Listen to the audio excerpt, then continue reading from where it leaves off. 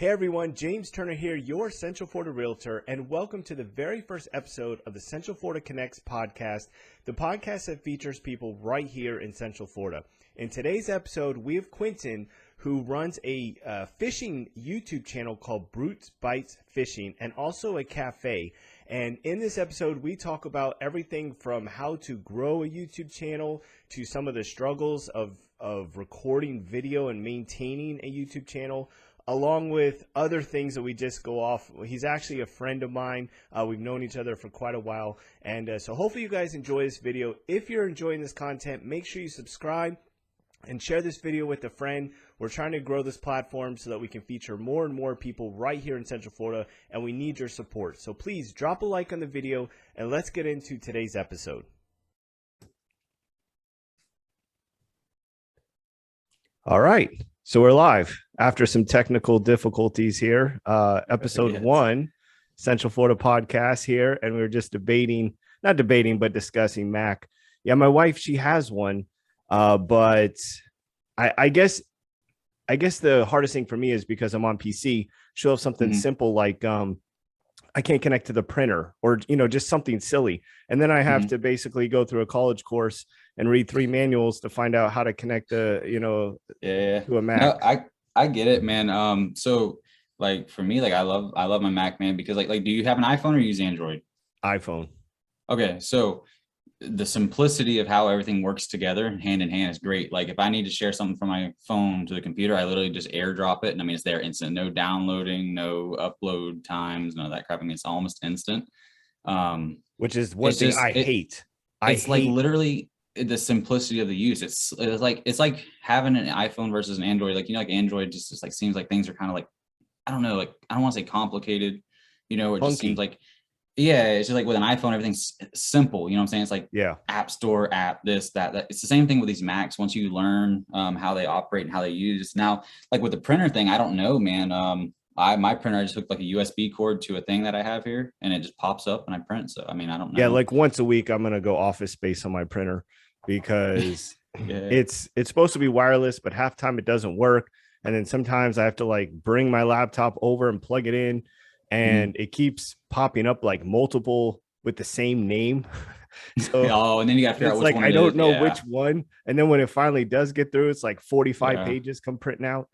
It's tough, man. Like the whole the learning curve, man, is the toughest part. And so like for me, like even like with this fishing stuff, man, it's like 4 years ago when I decided I was going to take all this stuff serious. I went out and bought all camera equipment and did all this stuff, man. I bought everything I needed to buy to do what I wanted to do, and went out, recorded, did all those things. But when time came, sit down and edit it all, I was like a freaking shooting duck. That's the hard part. I'm like, it's like, okay, well now what, and then I had to figure out, well, what software to use. And then it's like, then you get the software. Well, the softwares that you need, you got to pay for. So it's like, okay, well, am I going to pay for this when I don't even know how to use it? And then it's like, I pay for it. And then again, I still don't know how to use it. And then you get frustrated. And then it's like, okay, well, I'm not going to pay for something I don't even know how to use. And then you end up, so needless to say, is like, I didn't make the videos, like YouTube videos and things like that. I was like, okay, well, it's easier for me just to go out and take pictures.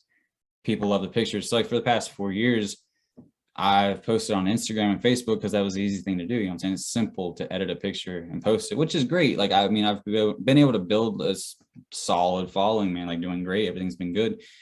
And I just, was like, man, like, let's tell my wife, I was like, I wish I was actually recording and doing all this stuff like I should be doing. I'm like, because the growth I've had off Instagram and stuff like that, I can only imagine what that growth would have been over the past 4 years had I actually stuck to making videos and just really just sat down and did it and quit being lazy, man. Laziness is the whole thing of it. If I'd have just, because YouTube, it tells you how to do everything, man. Yeah. And YouTube, that's how I've learned everything now, man. It's like now I'm consistently, making videos, but I learned everything off YouTube, which is what I probably should have done to begin with. But that's how I'm getting through calculus class. Yeah, I mean, it was. But before we get too far along, why don't we tell everyone a little bit about you, so at least we know who we're talking to. Gotcha. So go ahead and give a brief description of. Yeah, so my name's Quentin. I run the Brute Bites channel for YouTube, Instagram, Facebook, and everything. You can find everything at Brute Bites, so it's not too complicated. Just fish all the time, more or less just a content creator. I know some people like think that I might fish tournaments and things like that. And I just don't care for that space. That's for other people. That stuff's meant for other people, not for me. I'm more into just making content, being able to tell my story, you know, my point of view on things is really cool. So, and I actually enjoy going back now that I know how to do things. I enjoy being able to go back and edit those videos, because the thing about editing the videos is you can tell 800 different stories. You know, it's just like, how do you want to, you know, have people perceive your day out on the water that day? So it's cool. But other than that, yeah, I mean, I fish. I've had a couple guide trips, you know, if people want to, you know, pay me to take them out fishing, guide and trips, things like that, you know, I've had. But just got a couple of sponsors. Just got my new sponsor with 6 Cents, which is awesome. Been working I saw that. past 2 years, man, grinding hard for that one. So it was like, just, I don't know, it was a big, it's kind of weird, man. Like, you work so hard for something. And I got shut out by them, dude, like back in 2020. Like, it was just, oh, really? You tried? Straight out, tried getting the sponsor, straight out, just flat out was told no. Like, it was like, they tried being nice about it, but it was like, no, I get what you're saying. Like, it was so, but I get it, man, you know. And it was something that, like, I feel like, you know, people can take it either which way they want to. You know, you're either going to quit or you're going to keep going. So it's like, I'm not going to quit doing what I love to do. And my thing is like, okay, well, if I'm not going to quit doing what I love to do, I'm not going to quit trying to push for the companies that I actually want to work with. So, you know what I mean? Just because they tell me no now, don't mean they're going to tell me no in the future. And I'm a persistent person, man. It just, like, I'm not going to, especially when it's something I enjoy doing, man. So I don't want to say it was simple, because it really wasn't, man. Like, these people are hard to get a hold of. They're hard, you know, you can sit here and tag them in all your posts. It doesn't mean they're going to even like the post. You know what I mean? They might not even give you a like on the post. And it's not that they don't see it, you know, because, like, actually being able to go and talk to these people now, like, I realize how much they've actually paid attention, and they just don't, you know, they're not going to like it and things like that. It's not that they don't see it. They just, maybe they're just too busy. I don't know. It's just, the company's a great company. It's just, they're very involved, and they're very serious, I guess you could say, about their stuff. So, I mean, I love the people, though. I mean, it's not that they're bad people. These people are amazing people I've talked to. I've only got a chance to really sit down and talk to like 1 or 2 of them. You know, it's just, if I'm not mistaken, the company started back in like 2012 or 13. I'm really not sure exactly when they established, but I mean, they've been around decent, you know, for some decent amount of time. And I want to say they're a giant company, you know what I'm saying? But they're a pretty good size. I mean, they're pretty big. I mean, they're blowing up right now, especially. They've always been a bigger company, but like right now there's 2 companies that are like leading the fishing industry, and it's like Guggen Squad stuff. And I don't know if you've even heard or seen it stuff. It's like green packaging, whatever. But, and then you have the 6 Cents stuff, and they're like almost like they clash with each other. Right. So right. those what are like are they the 2 selling? biggest companies right now. They sell all kinds of stuff, man. Like fishing lures and stuff, or yeah, merchandise? like the lures. Yeah, they sell lures, rods, okay, you know, apparel, you know, things like that, tackle storage, hooks, and not just like the lures. They sell like the hooks you need, weights. I think they got like a hunting section for people that like to go hunting and stuff like that. okay. Just a bunch of cool stuff, man. So what's the process like? You know, you wanted to reach out to the sponsorship. Mm-hmm. Is there like a form that you fill out, or do you just email them, or what was that whole process, and how long did something like that take? So for me personally, I'll start with my Halo rod sponsor, my actual rod sponsor. These people are good people also. I was always tagging them in my posts, and they would like my posts and stuff like that. So I kind of had a good relationship built with their social media guy that they had, because I was able to, like, you know, tag them and post. So that person was able to see what I was doing.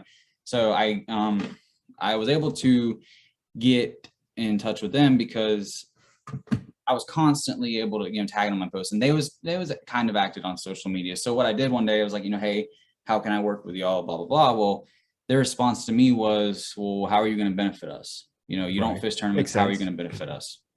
Okay, well, I might not, you know, be a tournament angler per se, you know, and, you know, doing all that stuff. So, but I'm like, I'm a very consistent content creator. I'm sitting here, you know, at the time I was posting 3 times a day, you know, at the same exact time every day, 3 times a day. I mean, you can guarantee that those posts were getting made, you know, and it was always something different and always something cool. So I explained to the, you know, the woman I spoke with, I said, you know, hey, I'm promoting you guys more than your own people that you have sitting, that y'all are paying to do the job. You know, I imagine you have a social media person that y'all are paying every month or whatever.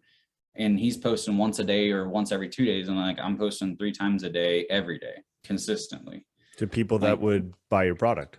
Yeah, exactly. I mean, and I'm posting this to, and like, here's the thing with Instagram. One of the reasons I love Instagram is because you can post something. Sorry, I got to text this back. You can post something, man. And just because you got 8,000 followers does not mean that those 8,000 people are going to see it. You know what I'm saying? Yeah. Like, I got, a post now, actually just this past month or two. No, it was last month. So I posted this video last month, man. Like, it just blew up. Like, I'm over 450,000 views on Instagram. Wow. Over 400,000 views on TikTok. I went from 97 followers on TikTok to over 1,600 in like 2 weeks.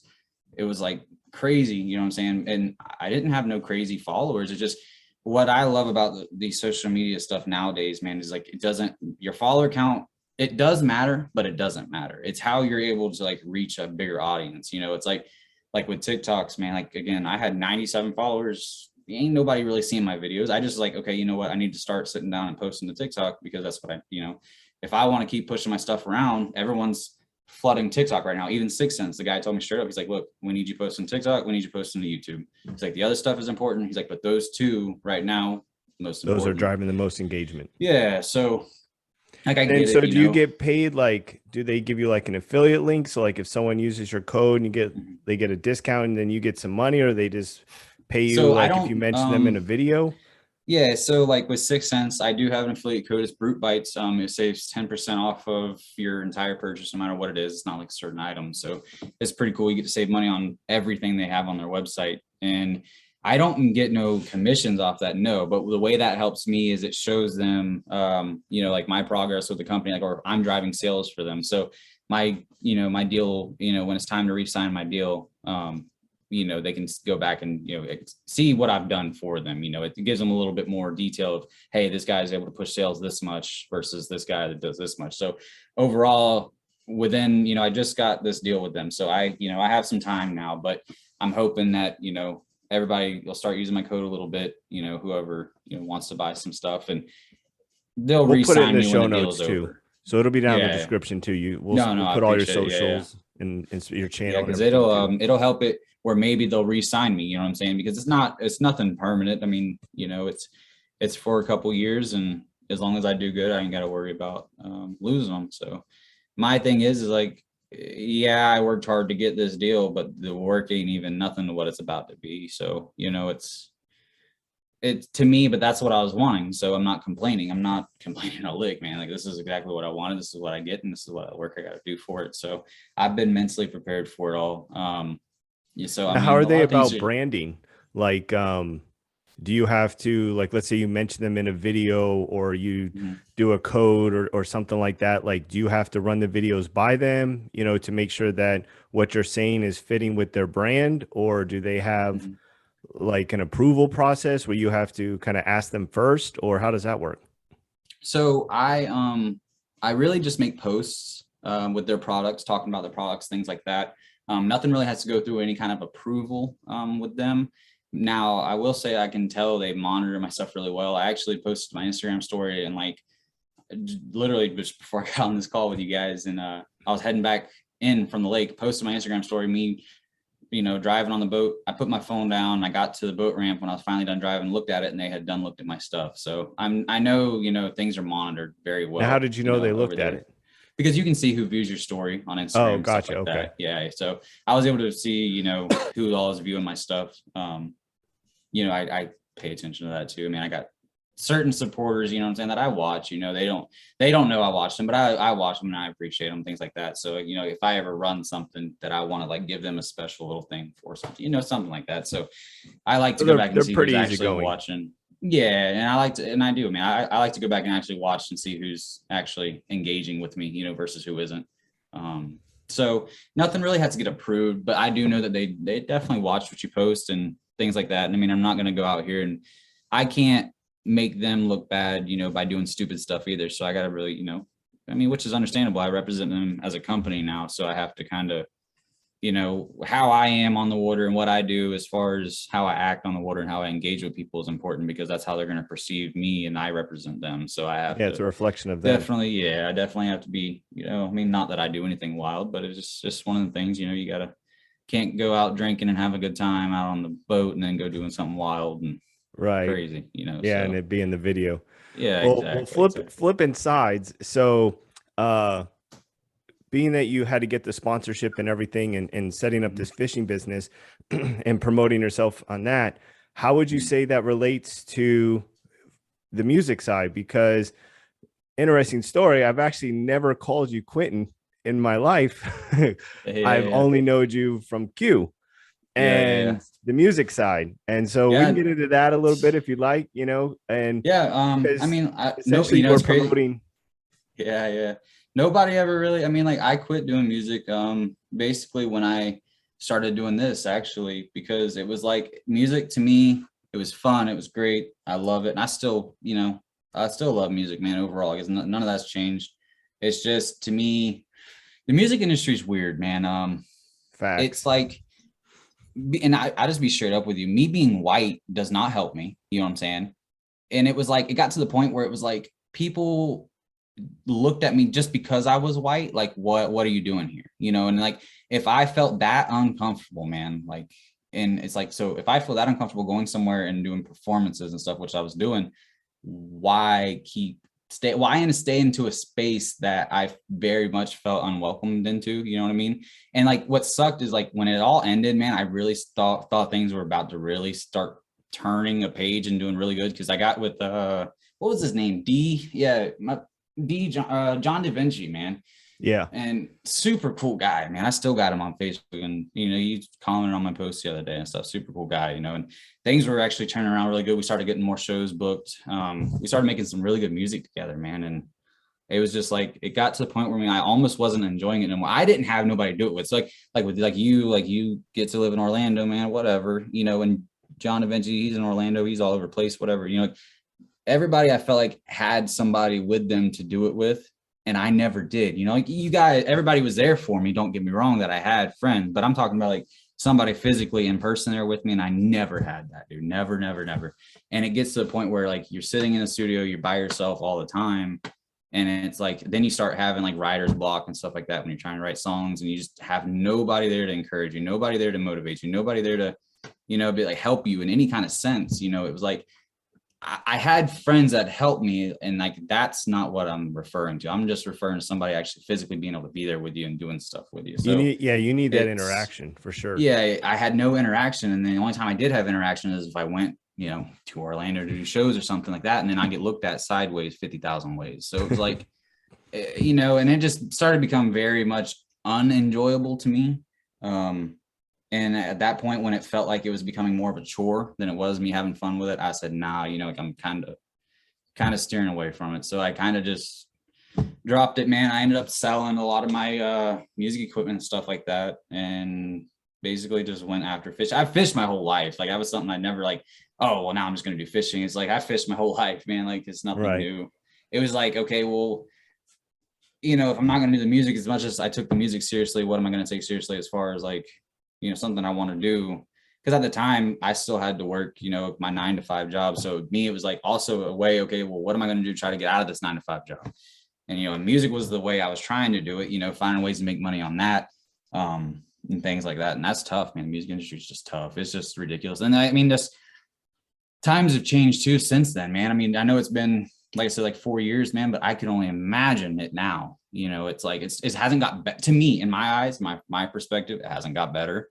So it's just tough, man. I feel for a lot of the artists out there trying to make it, man, because but it's a good thing and it's a bad thing, man. I mean, you can look at it the other way They have around. more I mean, exposure now. yeah, I mean, I don't know. It's just, everyone's a critic to me nowadays. And it's the same way in this fishing industry. But I will say, in the fishing industry, a lot more people are a lot more nicer, I guess is the best way to put it. Everybody's not like stuck up or like, you know, just like an a-hole, you know, or just, you know, I feel like with the music industry, it's a lot of my stuff's better than yours, you know, and I'm not that type of person. I don't care for those kind of people. So it was really tough for me to always be around somebody that thought, you know, their stuff was better than mine constantly, or they was better than me in some kind of way, because hey, at You're the end of always the being day, compared. Yeah, and at the end of the day, dude, you're going to bury the same deep hole I get buried. You know what I'm saying? Our depths are going to be the same. Gaskets will be the same. I mean, you put your shirt on the same way I do. You know what I mean? It doesn't, you know, and that's just me. But as far as it reflecting into the fishing side, it's awesome. To me, I did have a conversation. Yeah. What is it? Which was tougher, promoting your fishing business or promoting your music? Promoting the music, for sure. Because I didn't get accepted. That was the thing. No one ever accepted it. The music is free.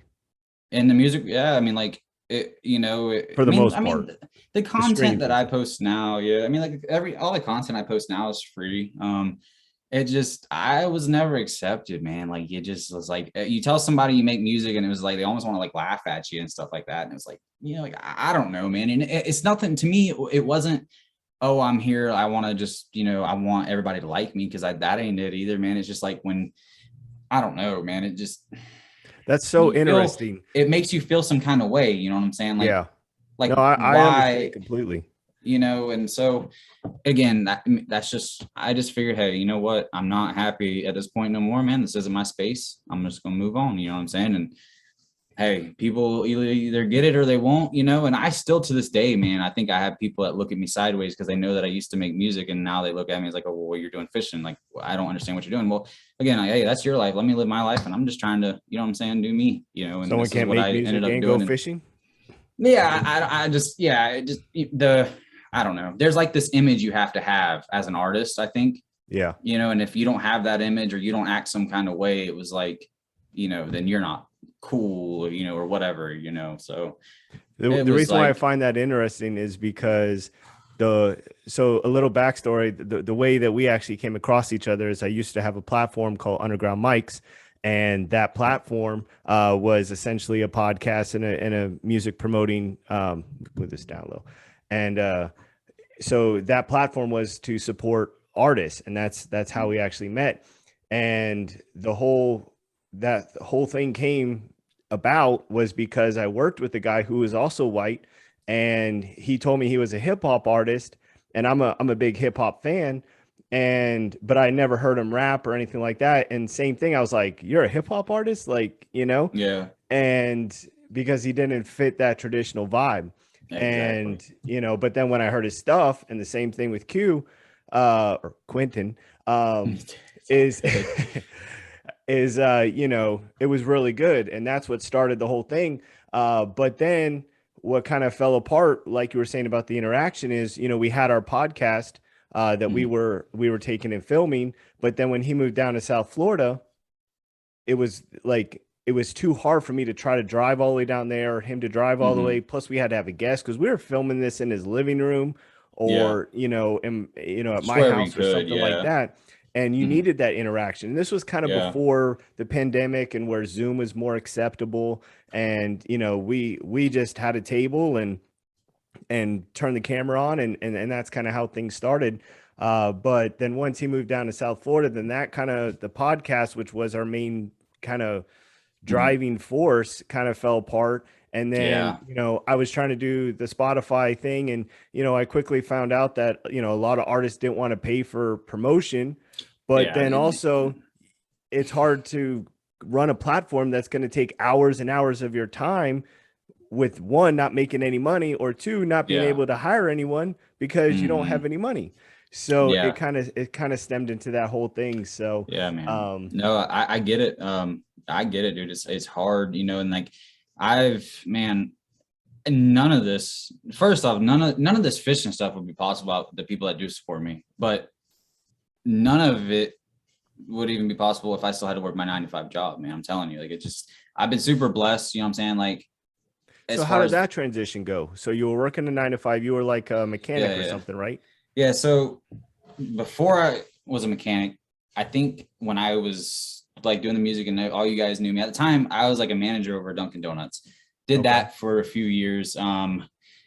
Company, got a hilarious Dunkin' Donuts story. We'll have to circle back. It wasn't like your Dunkin' Donuts down the road. This was a Dunkin' Donuts like on the turnpike. So it was like mixed in with like a Wendy's and a KFC. I mean, you just had big plazas, you know what I'm saying? Gotcha. So I was the manager over one of them Dunkin's, dude. And I'm talking like this place is booming. We're talking $250,000 in sales per month. Like Wow. every month. Like this place was making million, just my store. Like the Wendy's was making $250,000, the Earl's was making $250,000. I mean, everybody's making $250,000 every month. So managed that for a few years. Everything was great, you know, whatever. Company kind of swapped hands, company changed. And they ended up firing a lot of the other managing staff, you know, and the GM that, you know, was over everybody. And then it really took a crap. So I kind of stuck it out. I ended up working overnights for the longest, just so I didn't have to deal with the bull crap during the day. But then it started getting to the point where they started coming at me on overnights for this and for that. And I got out of the situation and ended up working for my grandpa. He built a mechanic shop 30, 40 years ago here where I live here in Kenansville. And he retired while I was working out there. He got pretty bad sick. He's had diabetes for like 40 years, but he's doing well now. But he got pretty bad sick and ended up having to retire. And my uncle, you know, he took over and everything. So really it was just me and my uncle mechanicking for the past 4 years. And I saved up enough money to say, hey, I'm gonna go do a YouTube channel, it ain't like that, man. You don't make money on YouTube for a while. No, I'm still not making money on YouTube. No. I ended up actually getting into a really, really bad wreck, man. I know. I got into a sick that wreck. was something I wanted to bring up.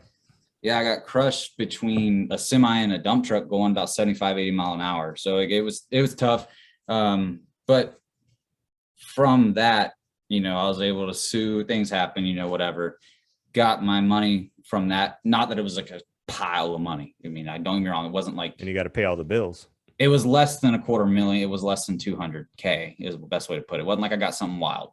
But the thing is I was smart with the money, invested the money, and then that money has returned me money. You get what I'm saying? So took that money, bought a business, you know what I'm saying? Turned that business around. You get what I'm saying? And now we're doing great. You know what I mean? Like I still worked at the shop while I had that restaurant, you know what I'm saying? Because we bought the restaurant business. The restaurant that we bought was doing fine. Don't get me wrong, but they had been shut down for 3 or 4 months. They was open and closed when they wanted to. They was never consistent. So the community had a really bad kind of image towards that, you know, that restaurant, things like that. So we was able to come in and take over. Me and my wife, which we've both had manager experience, you know, in food service, things like that. So it all worked out. We was able. Now, this is the cafe. Do you still own it? Yeah, we still own it. Yeah. Okay. And what's the name of the cafe? It's Griffins Cafe. It's here in Osceola County. So a little small, you know, I got like 40 chairs. I mean, it's not like a giant restaurant. I got 40 seats, but what kind of food do you guys serve? We serve like Southern cooking food, man. You know, burgers and hot dogs, but we got fish, gator, turtle, frog legs. I mean, stuff that a lot of these people probably ain't never going to hear about. Would I be able to eat my keto on it? Yeah. I mean, we sell some like grilled pork chops. I mean, some grilled chicken, things like that, you know, so. I mean, we got bacon. You know, now I can do some bacon. I can do some bacon. So no, man. I still worked. So I worked as a mechanic. I'd say for about roughly almost a year. It wasn't quite a full year of owning the restaurant. I stayed mechanicking with my uncle, kind of just helping him out. Love my uncle to death, but you know, me and him kind of just never seen eye to eye working. You know, he was my boss and I was the employee, and just you know, hey, bills are bills, and they're not cheap. And when I can work somewhere else doing a quarter of the work I was having to do for the same pay, man, and it just wasn't working out for us. So I told him, I was like, look, man, you know, hey, as much as I want to stay here to help you, I'm like, I don't have to work. You know, I kind of want to focus on myself and my business and figure out how I can make my business even better. You know, I'm not better. Basically, it was like, I'm not bettering my business by working for your business, you know? So he understood it, you know, and he's doing good, man. Me and him got a good relationship. It's no, you know, no bad. So how do you juggle? Because if you're both running the restaurant, then, and you're out fishing every morning, you know, how do you juggle that? Luckily, my wife is an extremely hard worker. So all credit to her, man. She's down there so much more than I am, man. And I got great employees too. Like I got 2 main employees, dude. Like I could, you know, leave it to, you know, all day. I mean, they couldn't do it by themselves because they need help. But if I had to, you know, those 2 people, man, they make sure that my place is took care of, you know, like it should be. So I got, were you affected a lot by the pandemic? None, bro. None, dude. None? Like, that was crazy. Like I remember me and you had, you know, you told me like how I didn't know much about Zoom and stuff. It was like, you know, you know, knock on wood and thank the Lord, man. Like we literally ran a restaurant this whole pandemic, and none of us got COVID. Not the first waitress, not the first cook, not me, not my wife, not nobody, bro. You know what I'm saying? So Did you do the whole mask thing, you know? no, Because you're kind of out in the it country, was, right? yeah. Like I'm out in the country, but I mean, COVID didn't make it out there. it did. No, it did. My family got COVID. My aunt and uncle got it twice. My grandparents got it once, and my other aunt and uncle all got it once. You know, like their whole family. It's like three Okay. different, you know, families within my entire, you know, family got COVID. We still never got COVID, and nobody in my restaurant got COVID. You know, so it was like, and it did go That's around the great. town, like, you know what I'm saying? It did go around the town, but we didn't force masks. You know, I wasn't like, oh, you know, if you want to eat in here, you got to wear a mask. Wasn't like that. But what we did do was, I mean, we was like on top of sanitizing stuff. I mean, like Cleaning. crazy, you know, and people around here, like when they were sick, they're not like the type that they're going to go out, you know. I don't want to say it's a small community, but I guarantee there's less than 2,000 people in this town. You know what I'm saying? So, you know, everyone's to an extent kind of courteous, you know what I'm saying, and things like that. So it really wasn't too bad. But I do get my restaurant, man. I see people from Vero Beach, from Lake Wales, from Melbourne, from all over the place, man. They do travel and come to eat there all the time. And so it was like, I felt like as long as we just stayed on top of our sanitizing like we should, we was good. And my waitresses, I told my waitresses, like, hey, you know, if y'all want to wear masks, like y'all can, you know, I'm not going to force you. I'm not going to say yes. I'm not going to say no. Hey, y'all got free will as much as I got free will. You know, like if I don't want to wear a mask, then hey, that's my choice. You know, if I get sick and die, then that's my choice. And I made sick, you know, I'll get sick and die. You know, I'm not going to force nothing on none of my employees, you know, and because at the end of the day, if I died from COVID, then hey, I can say that was my choice. You know what I mean? So, Right. you know, and I feel like that should be the same way with everybody. Instead of forcing stuff, or instead of thinking people have to do things or this and that, man, hey, let them live their life. And if they die from it, then hey, you know, Yeah. I don't want nobody to die from it, but you made the decision and it cost you. So, Well, getting back to fishing, so I got a funny story. So I was trying to look up your YouTube channel because I remember you had a YouTube channel, and so I put in, I think it was like brute fishing or something. I forgot the bites, and I came across this thing called magnet fishing, and I'm like, what the heck is oh, okay, this? I think I know what you're talking about. Yeah. And so I clicked on some videos, and it's hilarious. So these Yeah. people, they buy these like super powerful magnets and they tie it to like a rope, and then they toss it out like they're on a bridge, and they'll toss it, and they'll basically, you know, pull it through like a creek or something like that. And it's these super strong magnets, and it like pulls up stuff. And so this Yeah. guy was on the bridge, and he was like pulling up, he found a harpoon, like spear, and What? like nails, a bike chain. But he said he found a stolen Harley Davidson that was down there.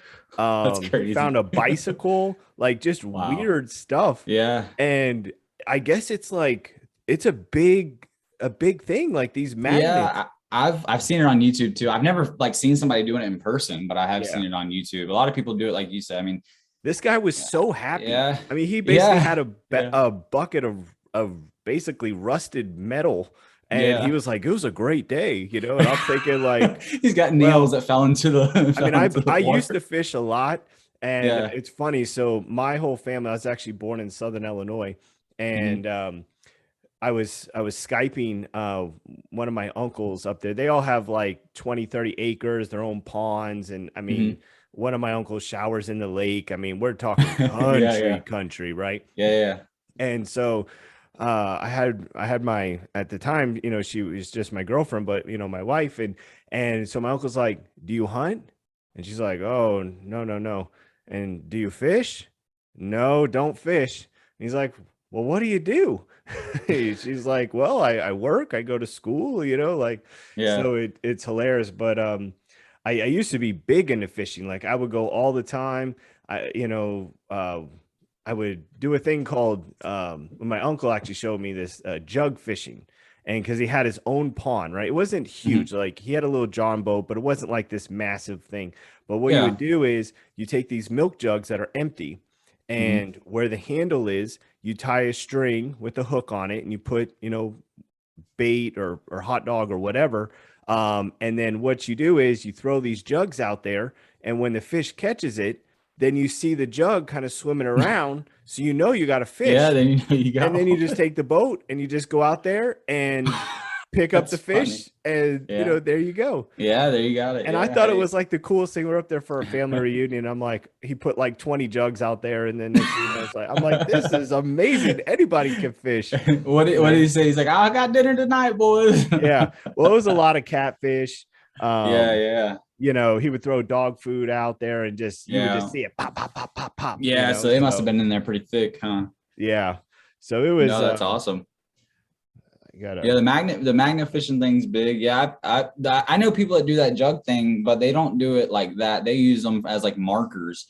So like I'll be like out, like on the lake, and you'll see like this jug sitting like in this like grass line or like tied to something. I'm like, oh well, somebody must need to come back here. A lot of people use them for markers, or like we got shiner fishermen and stuff. Like they'll buy the shiners to sell to the bait houses. In the bait house to sell them for bait, and that's how they mark where they keep their lines and stuff. I guess they use the jugs. So that's kind of I know people use them as markers, but I guess you could use it like that. Yeah, smart.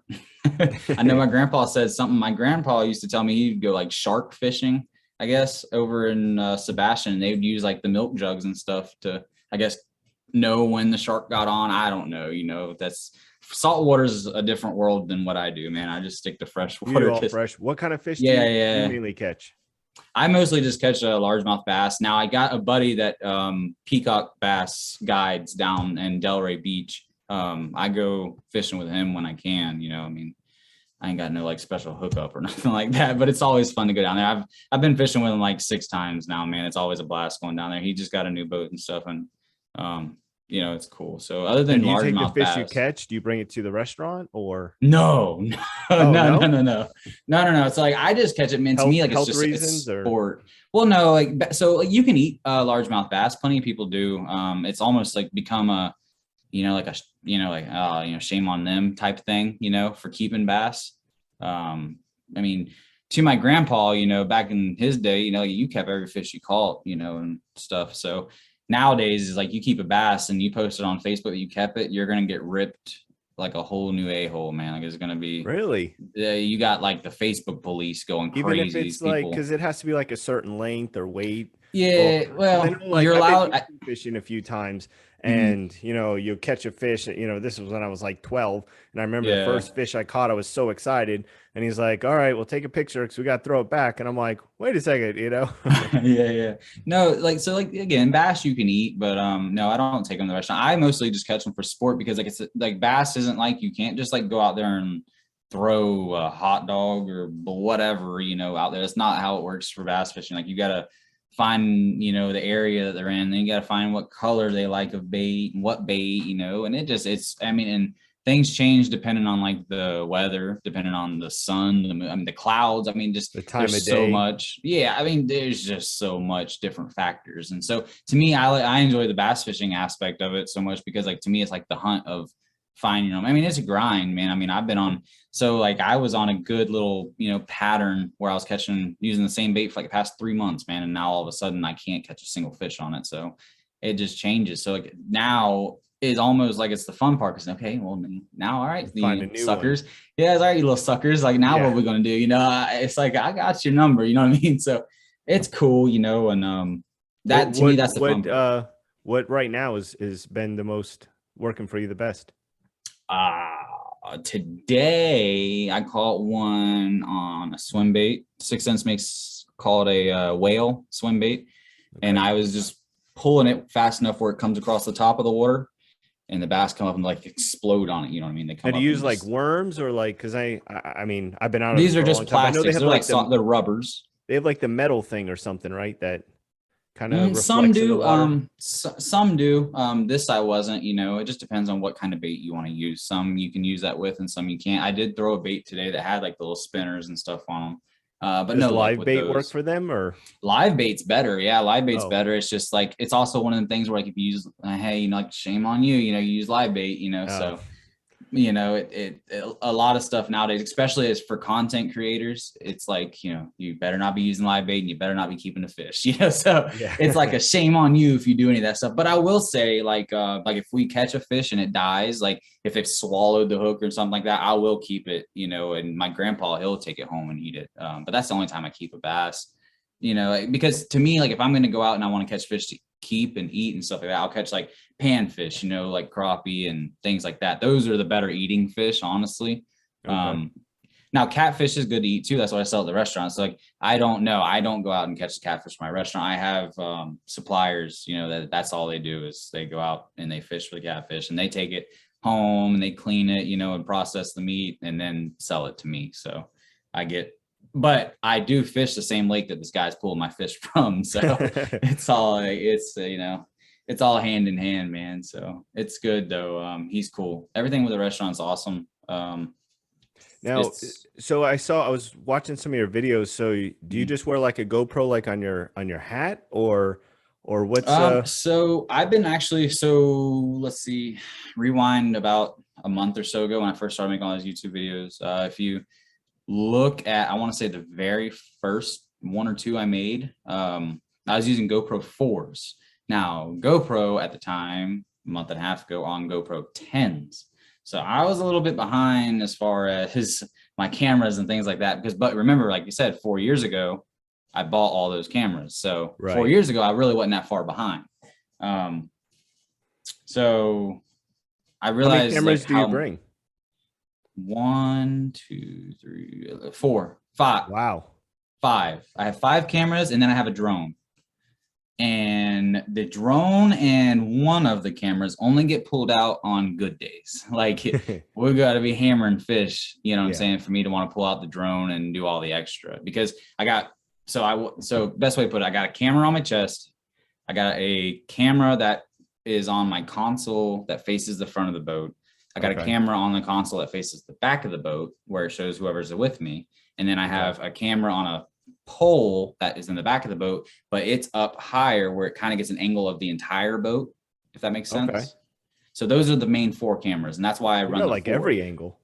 I try to get every angle, man, because I'm telling you, there's some shots that are just like, wow. Because the reason I love going out and filming now versus just going out and taking pictures is because you can go back in them videos and extract pictures from the videos. So I don't have to sit there and take pictures as much, because I can just pull the picture out of the video. Or like for like Instagram, like so Instagram pays me for making the reels. They call them Instagram reels, Facebook reels. So like that's how I make my money right now. And like I can just take clips, you know what I'm saying, out of those videos and post them as the reels, and it just makes it a lot simpler, you know what I mean? So that's why the recording aspect has been so much nicer. You know, again, I wish, I honestly, man, if I could sit here and do it over again, I would have pushed YouTube just as hard as I did Instagram, man. Like, because it would have grown as much as my Instagram has. I've gotten all my opportunities, man, has stemmed from me being able to grow from Instagram, honestly. Like none of it, you know, has came from YouTube or TikTok, Facebook, none of that. Like I sat down and just posted on Instagram 3 times a day, man, for the longest time, and just consistently posted. I wasn't like, you know, I post once a week or I'll post once every 2 weeks, you know, something like that. It was like, you gotta keep pushing the content. That's one thing dude, I agree. I wish I would have kept up with YouTube, because you know, back when I was doing it, which it actually started as a school project, like it wasn't I had to make some videos on YouTube and track the marketing of where the videos and who was watching it. So that's kind of where it came out. And then I started realizing that, hey, this is kind of cool, you know, like I can do review videos. Like I built a computer, and back then I was like real big into gaming, and that was like just starting to kind of take off. So, you know, and you know, this is like back, well, I remember it was the day PS4 came out. So like I bought a day one PS4. Hold on, James. Hold on. Oh no. I got some technical difficulties again. Oh man, his hold on. I'm gonna swap AirPods. Hold on, let me see. Oh, there we go. Are we back? Nope, hold on. Try it. Gotta connect. Come on, Apple. Don't fail us. Don't fail us. Can you hear me? Technology. Well, while he's connecting, can you hear me now? You can't hear me. Hold on. Well, this is kind of why. We're good now. We're good. All right, we're good. Okay, so I was just going to say, this is kind of, and I'll go back to my YouTube story, but this is kind of why the plan is to hopefully have a studio where we can take and set up a table and film the podcast, and, you know, but I'm kind of trying things out to see, Yeah. I don't really know how this podcast thing's gonna take Mhm. off and what direction. I know I want to feature people here in Central Florida, and Mhm. this is kind of my proof of concept, before I plead to the Yeah. wife, like, hey, can I get a studio type thing? So Yeah. I Yeah. have to Yeah. show her proof of concept. She watched Shark Yep. Tank, so she's gonna want to see my business plan and Hmm. everything. But going back to the YouTube thing, I was actually doing really, at the time, because this was back when PS4 came out, which was, Hmm. I It's remember been a while. I Yeah. got a day one PS4, which I still have and still play Hmm. on. The thing has not Hmm. died. Yeah. Mine too. And so, but that's back when I think it was like Black Ops 2, just as a reference for Call of Duty fans. Uh-huh. But and if I would have kept doing it up until now, I probably would have had a much bigger following. But For I don't sure. think people realize is it takes time. Like, I'm sure it Yeah. takes you a long time to set up all those cameras, and then you got to make sure your battery's charged and Hmm. this and that. So it's not like, hey, I like to I'm go s- fishing, and especially you said 4 or 5 cameras, a drone. I mean, that's going to take time, and then the editing. Like, you might be yeah. on an hour fishing trip, but it take you 3 hours because you got to watch all the different angles to see, hey, how can I put this video? 8 hours. 8 hours. Yeah, like it's No, hey, I will. Man, I'm so glad you say all that, dude, because I think you're like literally the first person that actually acknowledges like the amount of work and time you have to do. Like, I was literally explaining to somebody the other day. I said, man, everybody thinks I'm out here just fishing. Like, right. everybody thinks I'm out here just Quentin's getting to live the life. You know what I'm saying? He ain't Yeah. got to work no more. He's out there living the life. Fishing every day. That's what I hear. Everybody comes into my restaurant. Oh, how's it feel? Big money, living the life. Yeah. Everybody do bust my balls at the restaurant, man. Everybody, because I know everybody knows me. So they see me, they're like, oh, there he is. Just they give me a hard time. But I was explaining to somebody the other day. I said, I got to take like if I got a trip planned in the morning, I got to make sure I go out and have everything charged and ready, which, hooking everything up probably take you like 15, 20 minutes as far as just getting it on the charger, because you got to make sure you got to pull the batteries out of the cameras. You can't just like leave the batteries in the cameras. Batteries got to come Right. out of the cameras. So you got to Set pull up all the the batteries out of tripods. everything. You got to fold everything up, put it, organize it to where it don't look like crap and you know where things at. And then hook it all to the charging systems. Well, then after that, then you got to make sure all your SD cards on each one of those cameras are empty, because if you ain't got an Have enough empty SD card, space. you ain't gonna have enough space to record. And then, And you got to make sure it then keeps recording. yeah. So while you're fishing, you got to make sure everything's still Right. recording, and that is a big thing too. And then the battery. See, here's the thing with the GoPros. GoPro batteries do not last a long time. They last 45 minutes to an hour, and then you're swapping batteries. So I've invested a little bit of money into it's called a YOLO stick, and it supplies power to the camera constantly. So that camera, I don't have to change the battery on. And I've been able to kind of run power to a couple other ones where I'm not having to change them as frequently. So that helps. But so you got that. And then I have to take and leave my house roughly 30 minutes earlier than I would just to set everything up on the camera, because you can't Right. set it up on the boat and then drive to where you're going. You got to set up Yeah. on the boat once The you get wing. there, because yeah. So I got to basically plan out 30 minutes of my time prior just to set everything up on the boat. Right. And then from there, you're making sure your cameras are working like they're supposed to, as far as making sure they're all recording while you're fishing. It's a lot, man. And then, like you said, you go home, and so you got 4 cameras you have to, and I'm saying 4, this is without me pulling the drone out and without me doing any kind of like underwater footage. So let's just say I got them 4 cameras. I have to sit down with those 4 cameras, extract all the files out of them, all Which the takes clips out of them. time. And it takes time. Yeah. And then I have to go in and name those clips, because they're not automatically named. And I'm not going to know what they are if they're, Image HGZ001. 987. Yeah. Yeah. So I literally have to go so put it, for instance, if I fish for 4 or 5 hours, just one camera is going to have 20 something clips. And that's one camera. So because each clip, I think GoPros do 11 or 12 minutes, and then it starts a new file, and then Oh, it starts a new wow. file. Yeah. So like I'll have like 20 something files, you know what I'm So it's saying? And I have to continuous, go but in, it's different clips. but it's different Yeah. files. Yeah. So and then you have That's to, tough. it's tedious. It's very Yeah. tedious. So then you have to go in and you have to name each one of them files. And it's not like I can put, front camera 1 and then hit enter and it'll go front camera 1, 2, 3, 4, 5. Don't do that. Right. You got to go in and type each one: front camera 1, front camera 2, front camera 3. And you front got to camera watch 4. it all to see if it's a clip you even want. And if Yeah, you got four exactly. different So cameras, you have to watch all that. mhm, And then you got to put it, it's a lot. while it's rendering, you got to put them in Mhm. there, learning the And so program. yeah, then by the time you got it all into a folder, and it's all, what is my computer doing? Hold on. So then by the Now, time you got it all into a folder, and it's all renamed, I mean, and the night's over with, right? So you're not going to do no editing that night. By the time you actually went home and done all this, there's no way you're going to sit down and do any kind of editing that night. So then you got the next day. The next day, you literally, dude, I'm on this computer all day on that, by that point, you know what I'm saying? It's like, and my daughter, she runs around and stuff, and she'll want to sit on my lap and, daddy fishes, whatever. And that don't help either, I guess you could say, because then it kind of like hinder, it takes a little bit longer, but have you tried it's just a lot. have you tried doing like live streaming the fishing, or is the signal not? Because I know you're No, out. so yeah, so like this the other day, I actually Because I went feel like live. there's more of a push of kind of live stream comment where Mhm, it's kind of more unscripted, where people are out mhm. there and they're watching it, and they might see it when you get that big fish, or they might not, and Yeah, then you know, but yeah, no, it's less editing.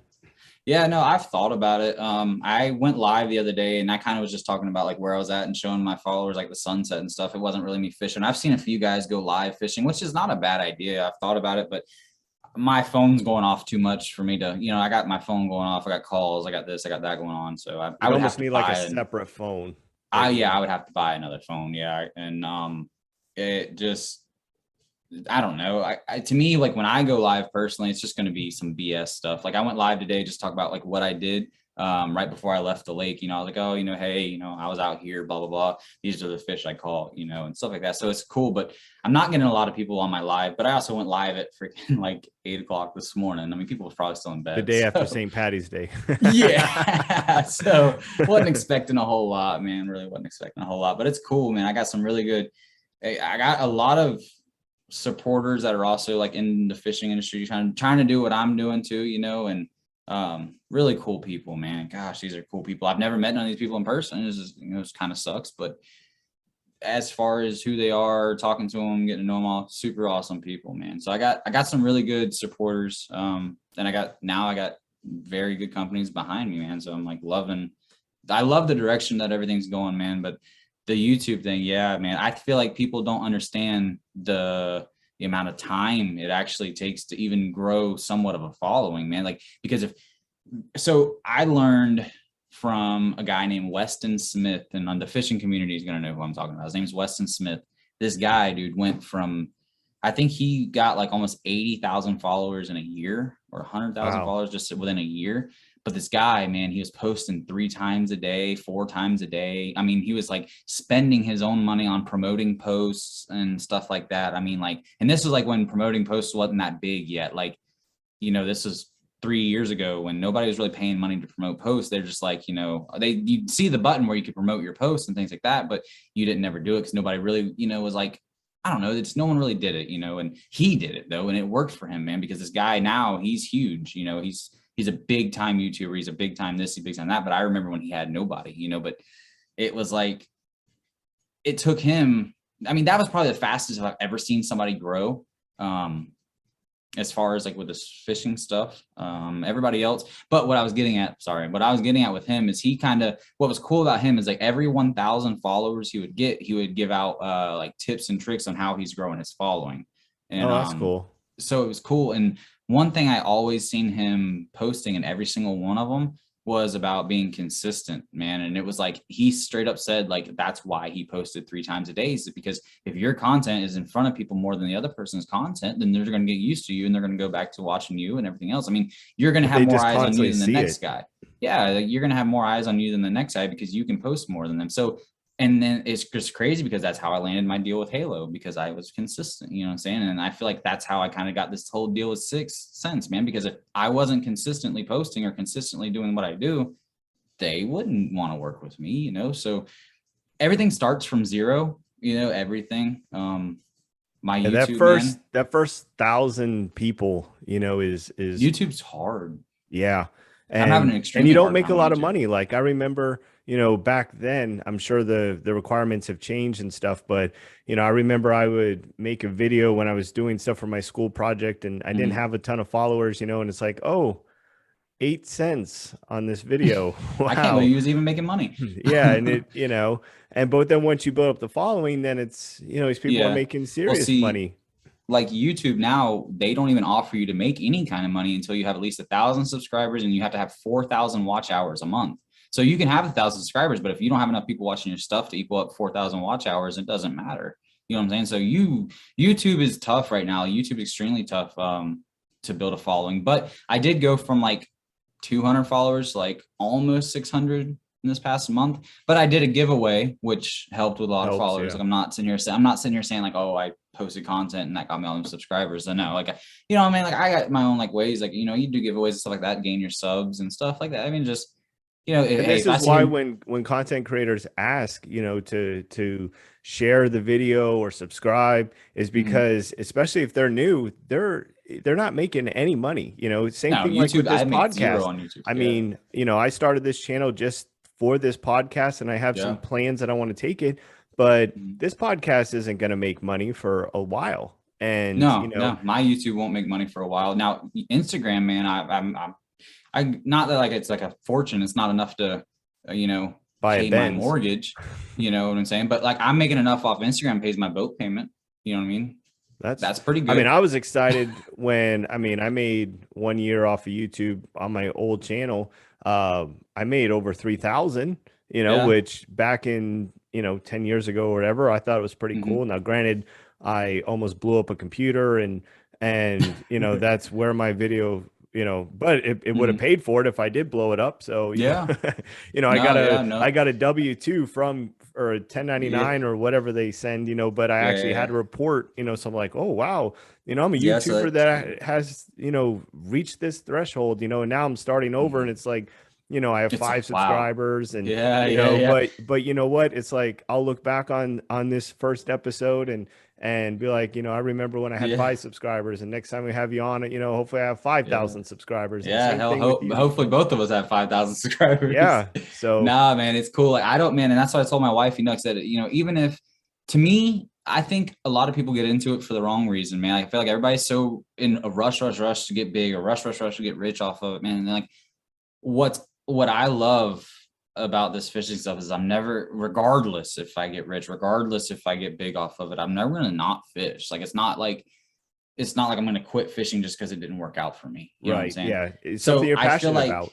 I feel like there's no way for this not to work out for me, if that makes sense anyway at all. Like, how could this not work out for me? Because I'm going to do it every day for the rest of my life anyway, so And it's easier to invest the hours into the editing and stuff because you yeah. enjoy the fishing. You might not Hmm. enjoy the editing side, but it's worth it because you enjoy the fishing. Yeah. And that's kind Yeah. of like the same for me. I've always been a person that has wanted to, like, help people. Like, that's just been Hmm. in my nature, whether it's a small Yeah. business or, an up and coming artist, or, Hmm. I was always the guy that's like, oh, your father owns a pizza place, let me take and promote Yeah. it, Let's or promote it. something. Yeah. I may not, get you a million views, or whatever, but Yeah. I'm definitely going to be trying. And For that's just the sure. way that Yeah. I've always been. And that's kind of the same thing when, I was running the music. I enjoyed helping and meeting all these people and stuff. Hmm. It just wasn't sustainable. And then, when I got married and had a kid, it made it even Hmm. tougher. And Yeah. it's hard to say, okay, well, I'm going to invest all this time, but I'm not getting anything back. Where at Hmm. least with this platform, I'm going to connect with people right here in Central Florida. Hmm. And, hopefully, with me being a real estate agent, that Hmm. I can take and also over time, build some connections and maybe some business will come. But I'm not Yeah. actually, doing it for that. It's just, hey, Yeah. I'm also a realtor, and if you want to support Hmm. me, you can, but that's just kind of the way that it Hmm. is. But I've always been in that mindset of, just connecting people. And Hmm. this project, the Central Florida Connects, has kind of been on the back burner for a while. And because it's like, do I want to start? Basically, I kept telling myself, do I Hmm. want to start another underground mics? What's going to be the thing? And then I'm doing another, I'm in a business management class right now, getting my Hmm. bachelor's degree. And our big project was creating a business plan that we want to start. And I'm like, oh, I got the Yeah. perfect, you know? And I've already been so, on top of that. right. So I posted my idea, you know, because we had to get in Mhm. groups of 4, and I basically said, "Hey, this is kind of an idea that I have." And I told myself, I'm in a class where I literally have to put together like a 15-page in-depth business plan that's basically half of my grade. Mhm. And I have a whole team that's working with me on this.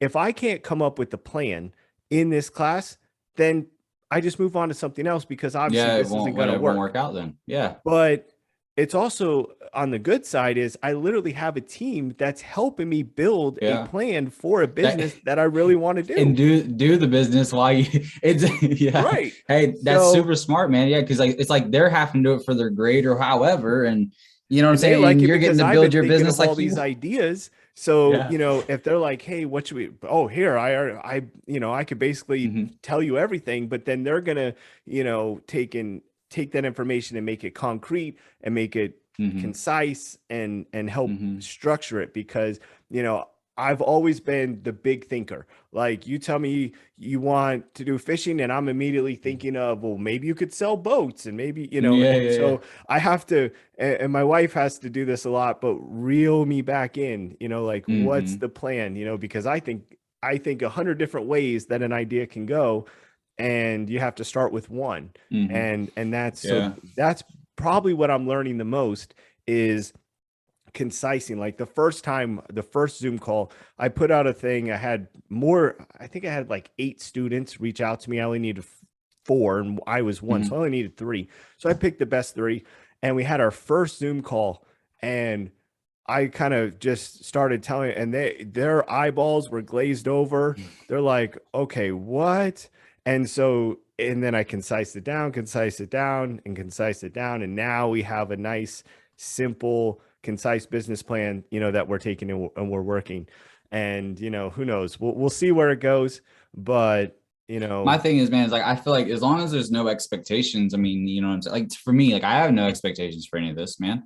Like I- I'm happy regardless of how which way it goes because I know it's something like I'm gonna continue to do. So like for me personally, it's just like as long as I don't have no expectations, and for and as long as you my still business part, enjoy doing it, you know, yeah, like and as if you far as ever like stopped enjoy fishing, you mhm. know, then So yeah, like because that's the so first thing the professor said when he was talking about picking. He's like, you have to pick something you're passionate about, you know. And me, I'm passionate about like this. Technically, if this was a big company, right, this would be my job, mhm, talking to people. I love mhm. that. Like, you know, Yeah, that's why I became a just being real able to estate talk to agent. people. I Yeah. love talking to people. So Mhm. here it's like I can talk to people I know, and You can then do what you obviously I'm gonna have enjoy. people I don't know and get to know them. Yep. And you know, I'm passionate about it. You're passionate about fishing. And so, you know, and it shows. Like that's why you're willing to invest the time to set up these cameras and the time to do that, you know, because you're Mhm. passionate about it, you know. And Definitely. Yeah.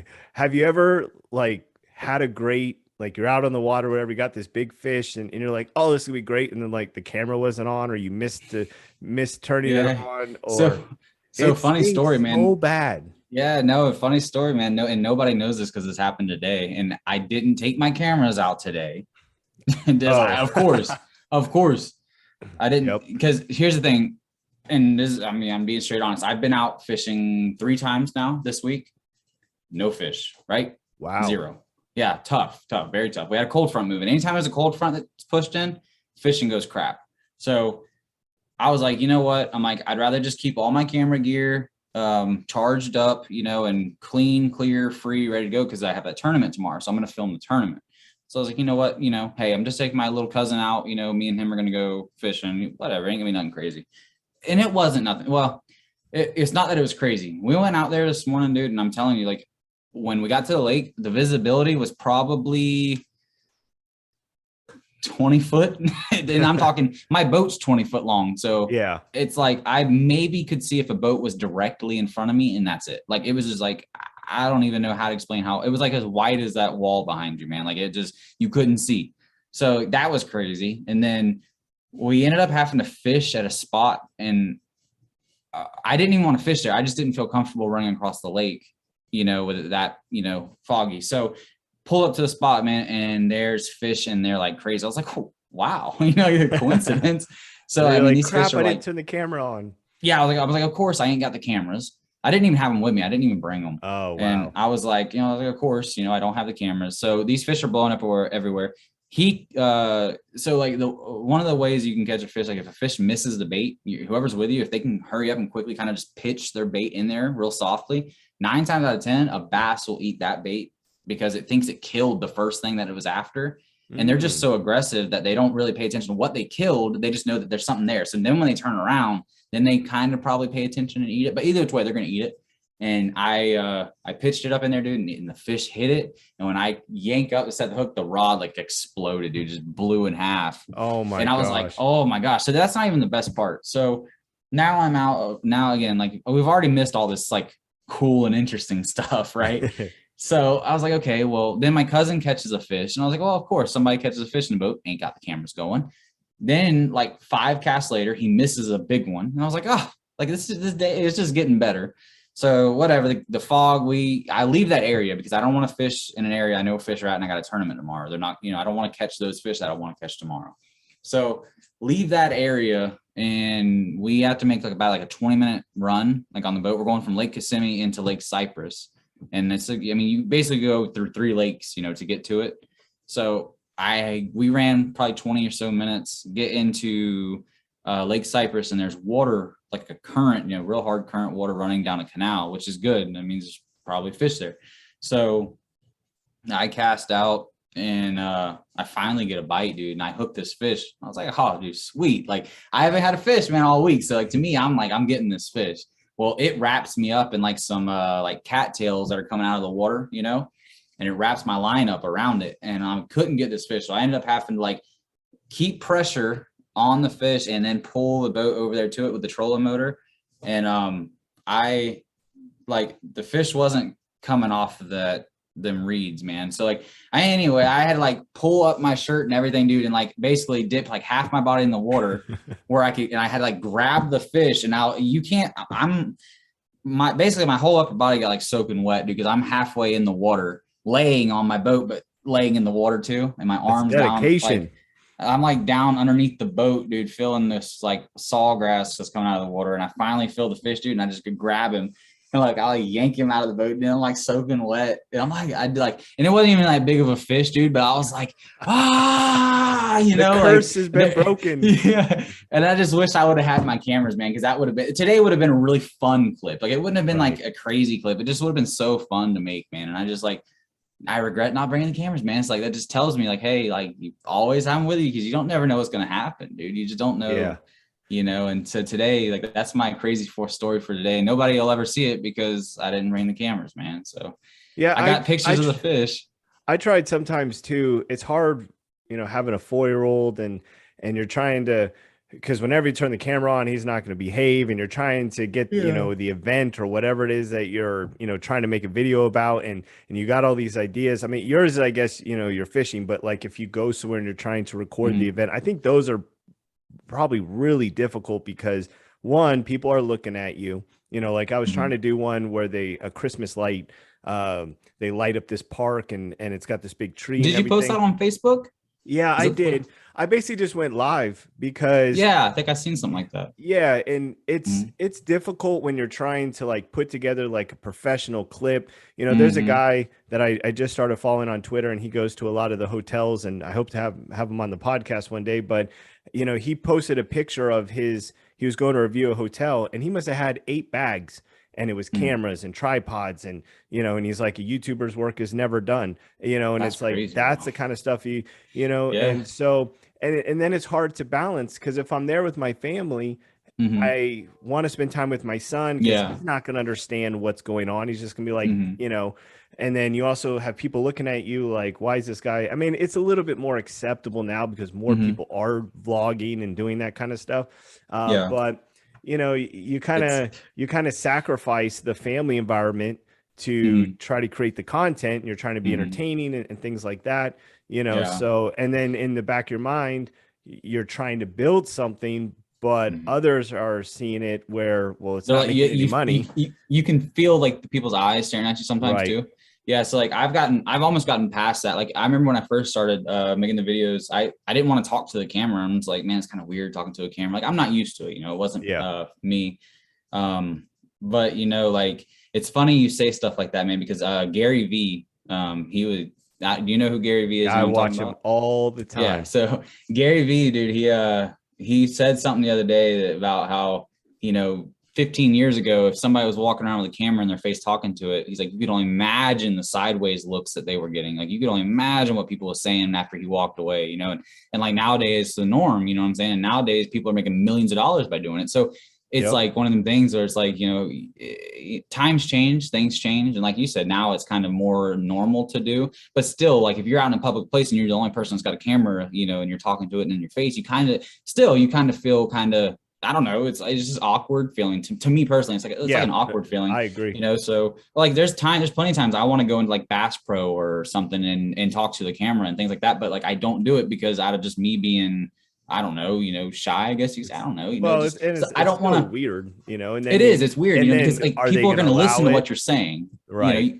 because you can't talk quietly. You got to talk like you're like me and you were talking. You got to make sure that, you know, you're talking to a person. You're not just like trying to be quiet about it. So those people are going to hear you, you know, and if it's like you said, if it's quiet around you, it's just, There's no it's hiding tough. it. It's tough. Yeah, it's tough. But like, that's just, to me, I'm just trying to get past that because like, they're not gonna, you know, help me grow my page. You know what I'm saying? Them people, you know, and them people to me don't matter. I probably won't see them again anyway once I leave that place, you know. So I'm trying to get past all that. I've gotten better as far as talking to the camera, like on the boat and stuff, you know, if there's other boats around, you know, I've had people park right next to me in the boats and stuff, and they look at me crazy because I got 4 cameras running on my boat. But hey, you Yeah. know.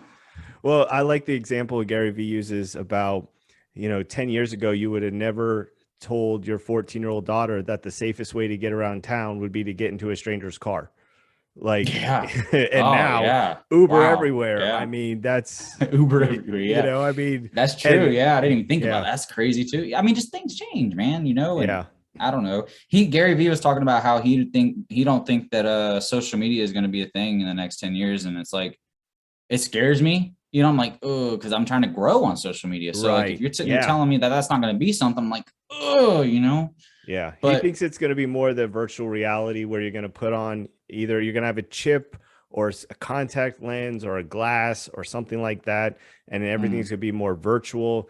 He was saying that you might be at a wedding and you had the glasses on and you can look around and you can see everything about this wedding, but you're not actually there. But you're like sitting in a seat in this wedding and there's people next to you that aren't really there either, but but it looks it's like so they are. lifelike that you're having a Yeah, conversation with them, and it's like, who knows? that's But that's crazy. an Yeah. interesting, I never really thought about, you know, we have such a drive to create this platform and YouTube channel, social media, things like that. And if 10 Mhm. years it's not here, like that's an interesting concept because you're right, you're spending all this energy on it. And Mhm. imagine if Instagram was gone tomorrow.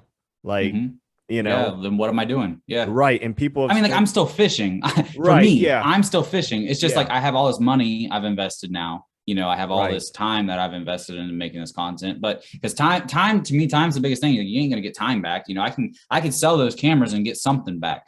I can't sell Right. my time back. You know what I'm saying? Exactly. So And that same thing, like when I'm at an event, with my son, it's like he's only 4 once. I mean, mhm. and so trying to balance that kind of stuff in It's crazy because like we're in 2 different worlds, but we're still trying to do the same thing. So like for me, like my little girl, she turns 2 in a couple weeks, and like she's getting like where she like asks to go outside and hang out on the boat, and she asks to go play on the boat. Now she asks to go drive the boat. So like it's gonna be cool because like as she gets older, like I'll be able to take her fishing, and I think people will enjoy content with a little kid fishing. Honestly, it's like I'm yeah, kind of like okay, like people are gonna like you know what I'm saying. I'll who probably get catches a more. bigger fish? Exactly, man. Like people are gonna dig the content with like a little girl, like my daughter Yeah. fishing with me out there. Like Right. people are gonna enjoy that. So like, I'm looking forward to being able to make that content, not only spending time with her but I also feel like, you know, people will dig, you know, it's gonna be good clickbait, man. It's gonna be great clickbait. But it's cool. It's like for you, yeah, I can see like where your son, you know, it makes it a little bit difficult for you as a work, but for me, like it's gonna help me. You know what I'm saying? Yeah. It's like, it's weird. Like we're in the same, like trying to do the same thing, but it's different. Like the way you're I don't know how to explain it, like the way you're gonna be doing your things. You know, I don't know what Well, it's all a little plans harder you have. because I mean, well, and I don't know, right now I'm just focusing on the podcast, and Yeah. so Mhm. it's simple. I can record these and just focus on that, and as I grow, then I'll be able to, next time I have you on, if I have bigger following, it's going to push more towards Yeah. yours. And so Well, no, like that's kind of where. I don't know. I mean, like, I don't know what you plan on doing with this whole thing, man. If you go back and edit it and stuff and you upload it to your YouTube, I mean, I'm going to push it because I mean, I'm on it. So it'll help. And I'm down to be on it whenever, man. I just, like I said, I mean, I'm so busy, man. Like it's ridiculous now. Like nowadays, dude, like it's a blessing and a curse. Everything is, I mean, I could probably sit here and list off 10 things I should have been doing other than doing this interview. And I mean, it's just how it is, it's Yeah, it's become, it's in my life now, it's become how I prioritize things. It isn't like I'm booked. I just have to prioritize things. You know what I mean? It's just, it's a blessing and a curse, man, all the way around. It just how it is, and I don't well, have some extravagant, life. It just, my life is freaking busy, dude. Between the filming, the editing, the going out and fishing, and all that, and then running the restaurant, and then taking care of my family, taking care of my little girl, things like that, man. Like, and then all the honeydews and all the, and it's just like, you still got to maintain your property. I got 3 acres here I got to maintain, and it's just wow.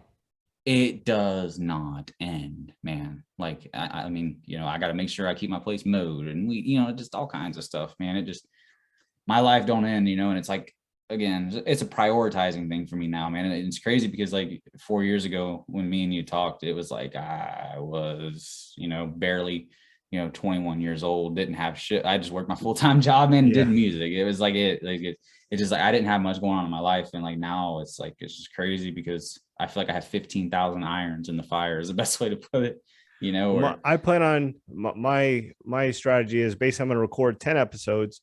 I'm going to kind of see, what the vibe is, and kind of what structure and things that I want to keep it unscripted. I want to keep it, like chill, because the whole point of the show is not just to promote, your fishing brand or your channel or things like that, but hopefully have people connect. Like, oh, he has a daughter and they go fishing. Well, I have a daughter and we go fishing, and maybe that gives that person a reason to check out your channel versus like saying, hey, here's a guy that, does fishing. And, so the point is trying to get people to connect with you on ways that are outside of, your traditional marketing. It's trying to pull just like, oh, this is a really cool guy. I'm going to go check him out. And, that's kind of, there's a lot of places or people that do podcasts and stuff. Like everyone's got a podcast now. And that was also a reservation. What is that? Everyone has a podcast now. And see, but here's the thing. I don't know nothing about podcasts. I mean, I know you say that. I know about them. Don't get me wrong. It's about as saturated as a SoundCloud market is. Oh, is it that bad? Seriously? I mean, but it goes back to consistency. A lot of people start a podcast, and a year later, and they don't stay nowhere. Doing it. Yeah, a year later, they're not doing it no more. Yeah. That's the thing. And that's what Gary Vee said. He said, man, he's like, these people. He's like, if you think a year of doing something, 2 years, 5 years is a long time of doing something, it ain't, man. You know what I'm saying? It's not. And I love watching Gary Vee, man. It just sometimes when I'm like discouraged, man, I can go on his shit and watch it, and I'm not discouraged anymore. Well, the cool thing about this concept is I'm sticking to all of Central Florida, which actually makes up 18 counties. A lot of people don't realize that there's 18 counties that make up Central Florida. There's a lot of people in 18 counties. Right. But... And I'm only going to target the small to medium businesses. So I'm not going to feature like, large companies. Like, especially when we eventually want to start marketing plans and things like that for businesses, it's not going to be available to the large companies. So, I want to feature the people you don't know, but it's also going to be people that you might know because you live in Central Florida, and maybe they'll be, visiting somewhere and they run across your restaurant and they're like, oh, I heard that on the podcast. I have to check it out. I mean, because we do that all the time. Like you're in New York, you're like, oh, that was the restaurant that was on this show. I'm going to go check it out. And if my audience is Central Florida, there's going to be people that are in your neck of the woods, my neck of the woods, like, and that's kind of the goal. So and that's a ton of people, man. Like, like you said, people don't realize there's 18 counties. Like, I don't know if you've figured out like if you've found the population within those 18 counties? A lot. Like, I mean, we're talking over millions and millions of people. I think it's like over, I want to say like 3 million or something. I mean, there's I don't a lot. know. It's millions of people, but like my thing is like I always tell my wife, because we talk about COVID and stuff like that a lot, is like, you know, they talk about the people that died from COVID and things like that, and, you know, and it's sad. Don't get me wrong. I don't wish anybody would have died from it. But when you actually sit down and think about those numbers, man, we're talking, you know, I think they said it's around like 1 million people's died from it now or so, and, you know, across the US. Dude, there's literally, you know, 1 million people just in one county in Florida. Like, I know.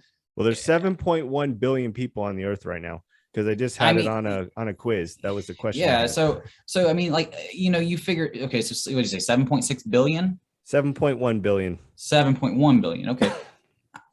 That, you know, 1 million people is a lot of people, but when comparative to that number, 1 million people is not a lot of people. Yeah. I feel like a lot of things got blown out of proportion. You know, it was like, and I think we're gonna have repercussions of that. You know, and none of us have a crystal ball, and you know, we all probably. No, my business, dude. Things. Hey, my business has been my restaurant, dude. Like, let me give you an instance. We took over in 2020. My case of chicken wings was like $40. Yeah, $140 now.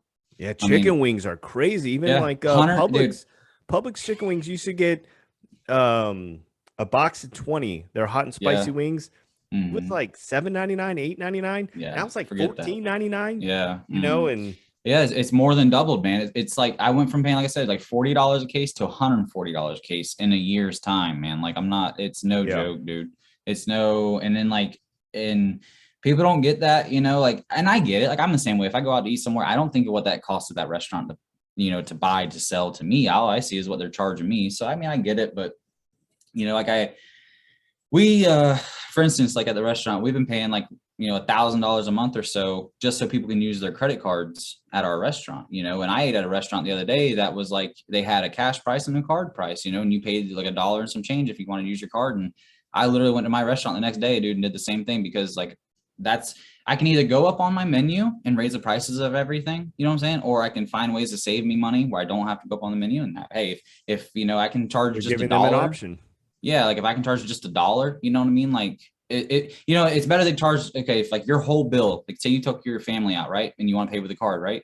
I'm going to charge you only $1, right, to run your card. Well, if I raise, my wife's calling. If I raise all the prices of my whole menu, well, then guess what? I can imagine your bill is going to be a lot more than just that extra $1. You know what I'm saying? Right. So it's a toss up, man, you know, but things are good in the restaurant. Things have been going good to fishing, man. I'm going to have to hop off here soon because she's needing me to go. Well, I'll let you run, but I wanted to end on one last thing. So you said that you're in a tournament tomorrow. Tell us a little bit about that, and so how that whole thing works.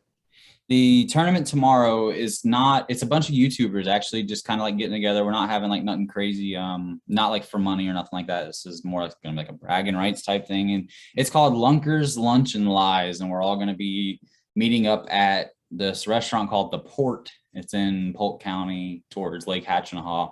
And that's where we're going to have the weigh-in afterwards. And then they got a pavilion booked for us and stuff like that. So we're all going to have lunch after the weigh-in. And you got, you know, your 5 fish limit per person, you know, your best 5 fish basically. And if you catch a fish over, I think it's like 16 inches, you can only have 1 fish, I think over 16 inches long, and the rest have to be under, you know, best 5, which that's any bass tournament, unless you like the FWC will grant special, you know, things. There are like rules on tournaments. Yeah, special rules for tournaments. Okay. So like you can keep bigger fish, you know, like if you're doing a tournament, but you still have to release them. Like all these fish are going to be released afterwards. We're not keeping none of these fish. So I think there's like roughly 25 to 30 boats right now, and you know, it's more or less from about 25 to 30 boats, all YouTubers. Yeah. It's a big community, man. Yeah. So it's a pretty good sized community all getting together. Now, I don't know all these people. I mean, it's gonna be new to me. Like it's gonna be. I know probably 2 or 3 of them. I mean, literally the rest of them. They all do like fishing content, or yeah. Fishing. Hey, if fishing content and fishing YouTube, like you said, is flooded like SoundCloud, same way, bro. Same way. I had no idea. Yeah. Well, you should get some good collaborations. Yeah, man. The fishing in like the fishing YouTube world is it's just as crowded as SoundCloud, like you're saying, like with your podcast. I mean, it really is, you know, so like, I guarantee you them 6 Cents people got 80,000 people messaging them asking for the same opportunity that I just got yesterday, man. You know, like, yeah. And I've worked 2 years for that deal, dude. So like, it wasn't like, you know, it's a little bit of luck, a little bit of, you know, work, you know, just and consistency. It's all inconsistency. Yeah, that's true, man. So, you know, it's just the biggest things, man, that like I've took into all this in the past 4 years, even between the music, man, and I should have implemented it towards the music, is the consistency, bro. It's tough. It'll drag it. There's days that you don't want to post. There's days that you don't want to do things, man. And it comes the same way. It's literally, it's like going to the gym. You know what I mean? It's if you just got to do it when you don't feel like doing it. You know what I'm saying? It's like, you got to do it till it becomes a habit. And then, yeah, dude. And then sometimes you still don't, even when it's not a habit, you'll wake up on days that you ain't going to want to do it, man. And guess what? Your ass is better to be doing. You know what I'm saying? Yep. If you want to do something with it, man, you're going to have to stay consistent. That's the biggest story, I think, of this whole interview, dude, is going to be consistency. There you go. Man. There you go. I think it was like an hour and a half. Consistency. There you go. Yeah, it's the overall story, dude. I mean, well, I want to thank you for coming on. This is the very first guest, you know, I wasn't sure how I was going to do the first guest. I reached out to basically, you know, a few people and I was going to, you know, just allow whoever it worked out with, you know, that's kind of how it worked. But I definitely have, you know, a lot of cool guests planned. And I want to say it's kind of cool to reminisce because we were on the podcast, you know, our old one kind of before, and then transitioning into the definitely, new one now. Yeah. So, but I will put all your social media and everything down in the description. So make sure you go check out his channel, drop a like on this video, and subscribe to the Central Florida Connects channel. We need that support. Sure. And, you know, also if you happen to, you know, use any of his codes or anything like that, make sure you know, send him a message, but tag us too, because it'd be really cool. Like if you subscribe from this podcast to him, you know, I'd love to hear about it, just to, you know, say, hey, these podcasts are working, and that will give me motivation to keep doing these podcasts as well. So thank you so much. Any last words you want to say, or? That'll be all, man. Yeah. If anybody uses my codes at 6 Cents, man, it's just Brute Bites. Find me at Brute Bites at all social medias. Use code Brute Bites for everything, and save you some money and check out pretty much some fire content, man. Some fire fishing content. But thanks for having me on here, James, man. I really appreciate it. And I mean, I'm down for an interview anytime, but you just gotta let me know where I can plan it ahead of time. That's all. Absolutely. And good luck on your tournament tomorrow, and keep us posted. Appreciate it, man. Have a good day. All right. Take care, everyone. See ya. See ya.